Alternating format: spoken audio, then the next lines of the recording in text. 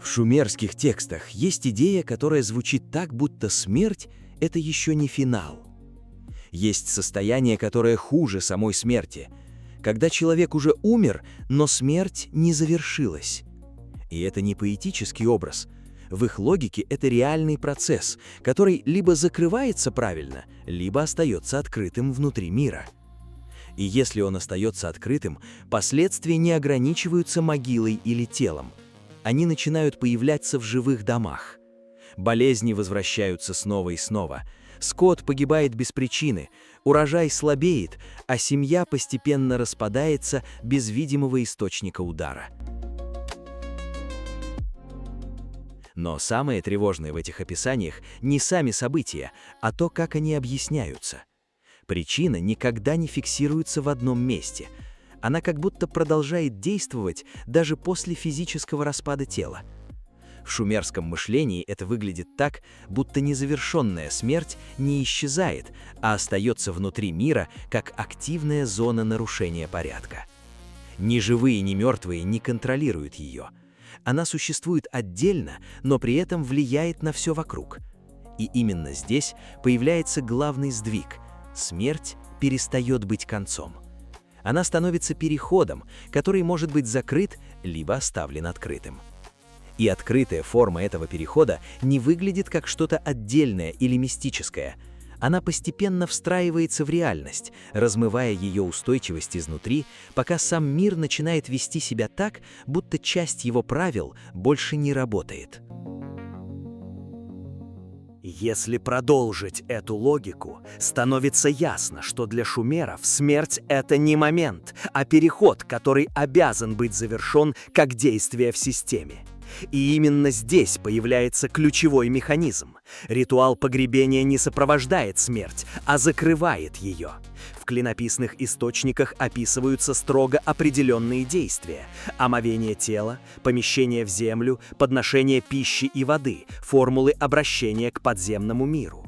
Все это не символика, а фиксация завершения процесса. Если хотя бы часть этого не выполнена, переход считается незавершенным, и система остается открытой.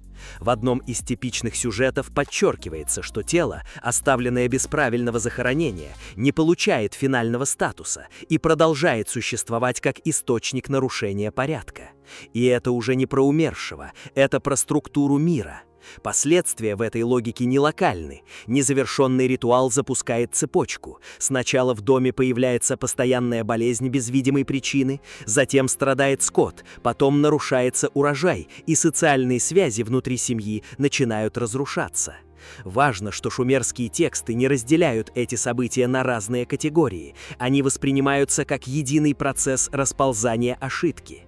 Разрушение не происходит резко, оно накапливается, как будто система постепенно теряет способность удерживать нормальный порядок вещей. И в этот момент возникает самый тревожный вывод всей конструкции.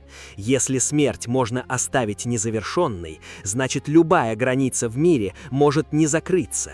И тогда вопрос перестает быть про одного умершего. Он становится про устойчивость всей реальности, которая держится только на том, что все переходы когда-то были правильно завершены.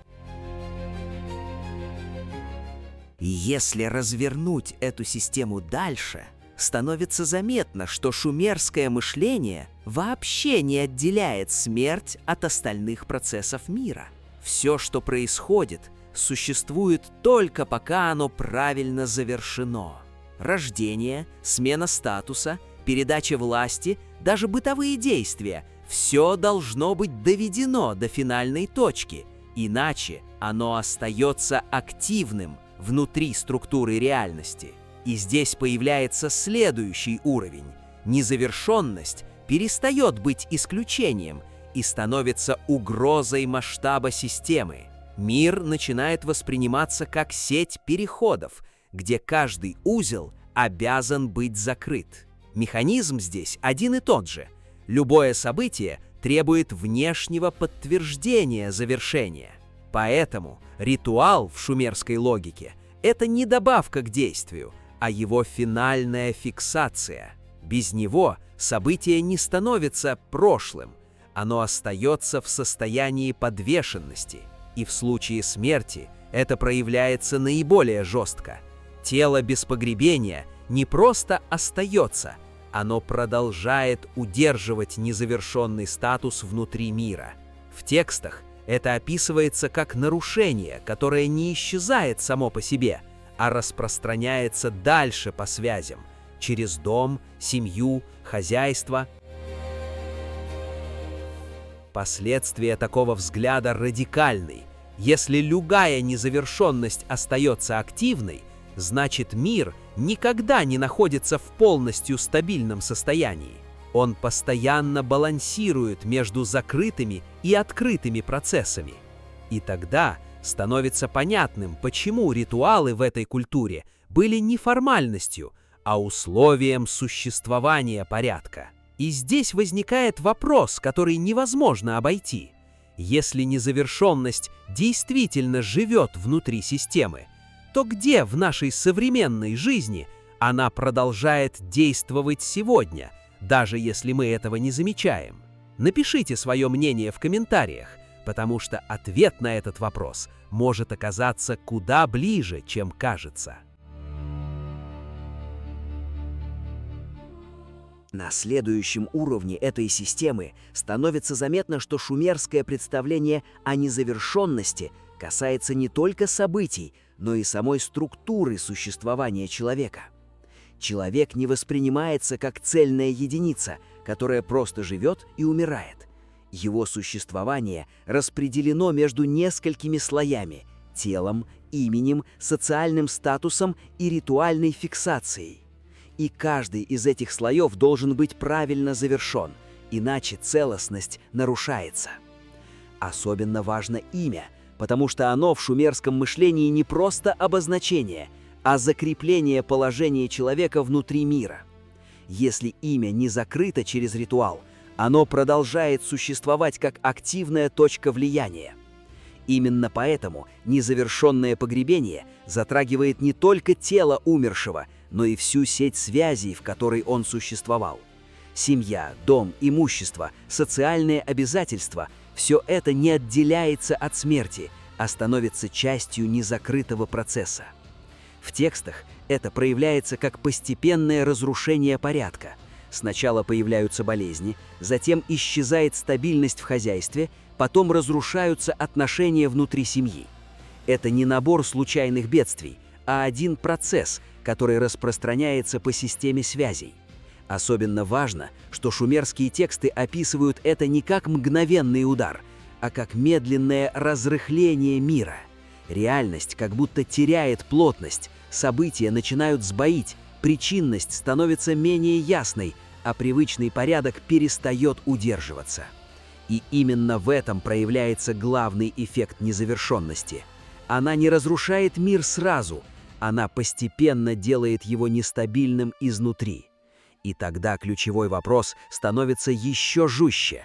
Если человек не является цельным до момента полного завершения всех своих слоев, то где именно заканчивается он сам? В теле, в имени или в ритуале, который фиксирует его исчезновение? Если продолжить эту систему дальше, становится очевидно, что незавершенность в шумерском мышлении не остается локальной проблемой одного человека или одного события.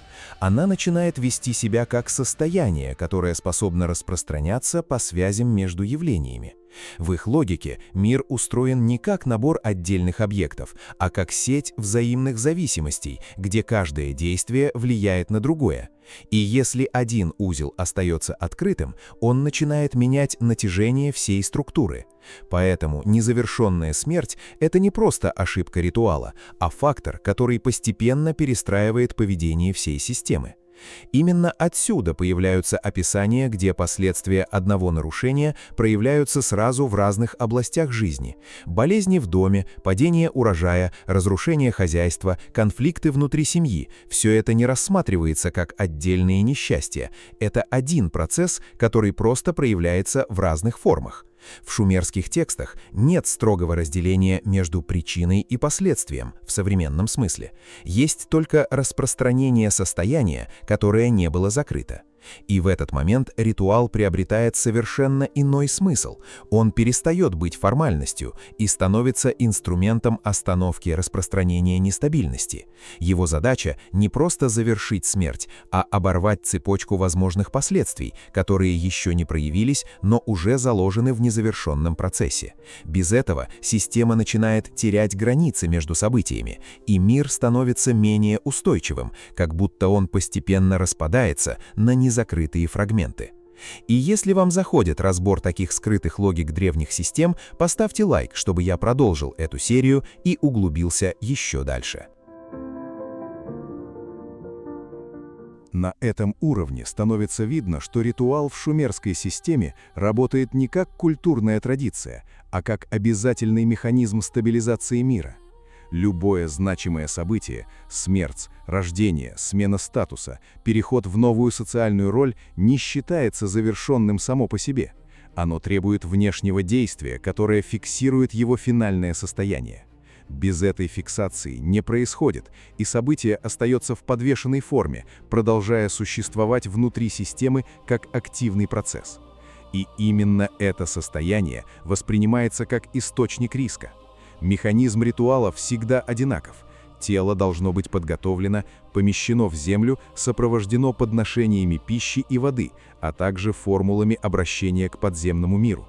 Важно не только действие, но и его точность. Малейшее отклонение в этой последовательности уже меняет статус завершения. В шумерской логике нет «почти завершено», есть либо закрыто, либо открыто. И открытое состояние не исчезает, оно продолжает влиять на структуру мира. Особенно важно, что завершение никогда не происходит автоматически. Мир сам по себе не умеет закрывать процессы. Он требует внешнего вмешательства, которое переводит события из состояния активности в состояние завершенности. И если это вмешательство не происходит, система остается с незакрытым элементом, который начинает взаимодействовать с другими процессами, создавая цепные нарушения. И в этот момент становится ясно, ритуал – это не про смерть, а про управление устойчивостью реальности. Он нужен не для того, чтобы почтить умершего, а для того, чтобы мир не начал распадаться на незавершенные состояния, каждое из которых продолжает жить своей скрытой жизнью внутри общей структуры. Если собрать все вместе, становится ясно, что шумерская система не разделяет смерть, жизнь и ритуал как отдельные категории. Это единая логика завершений, где любое состояние должно быть доведено до финальной точки. И если эта точка не достигается, процесс остается активным внутри структуры мира. Именно поэтому смерть в этой системе не является концом, она является переходом, который либо закрывается правильно, либо превращается в источник постоянного напряжения. И здесь возникает ключевой сдвиг. Мир не существует как готовая данность. Он удерживается в равновесии только потому, что все процессы в нем постоянно закрываются. Если хотя бы часть этих процессов остается незавершенной, границы начинают терять четкость, события перестают быть отделенными друг от друга, причинность становится размыта, а сама реальность начинает вести себя нестабильно, как система, в которой слишком много открытых циклов одновременно. В этой логике нет безопасной незавершенности. Любое открытое состояние – это потенциальное влияние на всю структуру. И чем больше таких состояний, тем слабее удерживается порядок. Поэтому ритуал в шумерском понимании становится не религиозным жестом, а инструментом поддержания самой возможности стабильного мира. Он фиксирует границы, которые иначе начинают исчезать. И если смотреть на это снаружи, возникает ощущение, что речь идет не только о древней культуре, потому что вопрос о незавершенности очень легко переносится в современность. Что происходит с тем, что мы не закрываем сегодня, в отношениях, в памяти, в цифровых следах? Если у вас есть версия, где эта незавершенность живет сейчас, напишите в комментариях. Будет интересно сравнить взгляды. Если углубиться еще дальше, становится заметно, что шумерское представление о незавершенности постепенно выходит за рамки отдельных ритуалов и начинает формировать общее ощущение реальности как системы постоянного контроля границ. В их мышлении мир не существует в стабильном виде сам по себе. Он удерживается только за счет того, что каждый процесс получает правильное завершение. И если хотя бы одна часть этой системы остается открытой, она начинает влиять на другие элементы, создавая эффект постепенного смещения порядка. Механизм здесь становится почти техническим. Незавершенное состояние не исчезает и не ждет, оно продолжает функционировать внутри структуры мира. Это особенно важно в контексте смерти, потому что именно она является самым радикальным переходом. Если даже такой переход может остаться незакрытым, значит, под угрозой оказывается вся логика границ между состояниями. Живое и мертвое перестают быть четко разделенными, и сама структура реальности начинает терять устойчивость. Последствия такого взгляда проявляются не как единичные катастрофы, а как медленное накопление сбоев. Мир не рушится резко, он теряет плотность, события начинают пересекаться, причины становятся менее очевидными, а последствия перестают быть привязанными к одному источнику.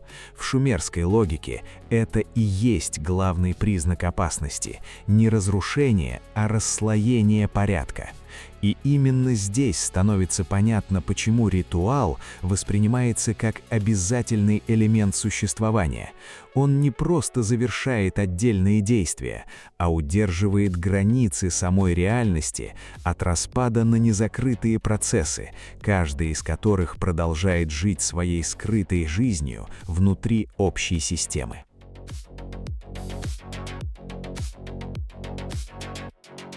На этом этапе логика шумерского мышления начинает приобретать еще более жесткий характер. Если любое незавершенное состояние остается активным, значит мир постоянно находится под давлением потенциальных сбоев. И это давление не локализовано, оно распределено по всей структуре реальности. Каждый незавершенный переход становится точкой, через которую система теряет устойчивость, даже если внешне все выглядит нормально. Именно поэтому в шумерской культуре так много внимания уделяется точности действий, связанных с переходами, от рождения до смерти, от смены статуса до любых ритуально значимых событий. Особенно показательно, что в этой системе нет идеи второстепенных завершений. Любое действие, которое не получило финальной фиксации, остается в состоянии внутренней активности. Это создает эффект, при котором прошлое не уходит полностью, а продолжает существовать как часть настоящего. И если таких незакрытых элементов становится достаточно, система начинает терять способность различать границы между отдельными событиями. В шумерской логике это проявляется не как философская абстракция, а как практическое описание нестабильности. Болезни без очевидной причины, нарушения в хозяйстве, непредсказуемые изменения в жизни семьи. Все эти явления рассматриваются как следствие одного процесса – накопления незавершенных переходов внутри мира. И важно, что причина не привязана к одному объекту, она распределена по всей системе. И в этот момент становится ясно, ритуал в такой картине мира – это не обряд, а инструмент удержания самой возможности порядка.